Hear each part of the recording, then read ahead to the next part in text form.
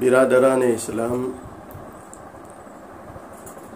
قرآن کریم میں 26ویں پارے میں سورہ فتح رکوع 9، 10، 11، 12 4 رکوع پر یہ سورہ شریفہ مشتمل ہے، جس کے بہت سارے فضائل ہیں، اور اس سورہ شریفہ کے نازل ہونے پر حضور پاک صلی اللہ علیہ وسلم کو بہت زیادہ خوشی ہوئی۔ علامہ انور شاہ کشمیری رحمۃ اللہ علیہ، جن کی ذات گرامی سے، آپ کے مقام و مرتبت سے علماء، طلبہ اور امت کے صلحاء واقف ہے، کتنے بڑے انسان تھے۔ بعض غیر مسلم جب ایمان میں داخل ہوئے اور ان کو پوچھا گیا کہ آپ نے علامہ کے ہاتھوں اسلام کیوں قبول کیا، تو ان کا جواب یہ تھا کہ جب ہم نے اس شخص کا چہرہ دیکھا تو دل سے آواز آ رہی تھی کہ یہ کسی جھوٹے انسان کا چہرہ نہیں ہو سکتا۔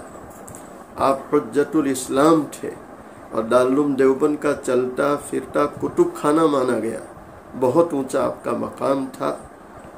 آپ نے اپنا ایک عمل لکھا ہے کہ جو سورہ فتح کو رمضان المبارک کا چاند دیکھنے کے بعد 3 مرتبہ پڑھ لے، مغرب کے بعد سے لے کر صبح صادق تک پوری رات میں جب سہولت ہو 3 مرتبہ پڑھ لیا جائے سورہ فتح، تو آپ فرماتے ہیں کہ اللہ تعالیٰ پورا سال اس کو آسان، برکت والی، عزت والی روزی عطا فرمائیں گے۔ اب آپ سوچیں کتنی بڑی فضیلت ہے، اور یہ بزرگوں کا عمل ہے، اللہ والوں کا عمل ہے۔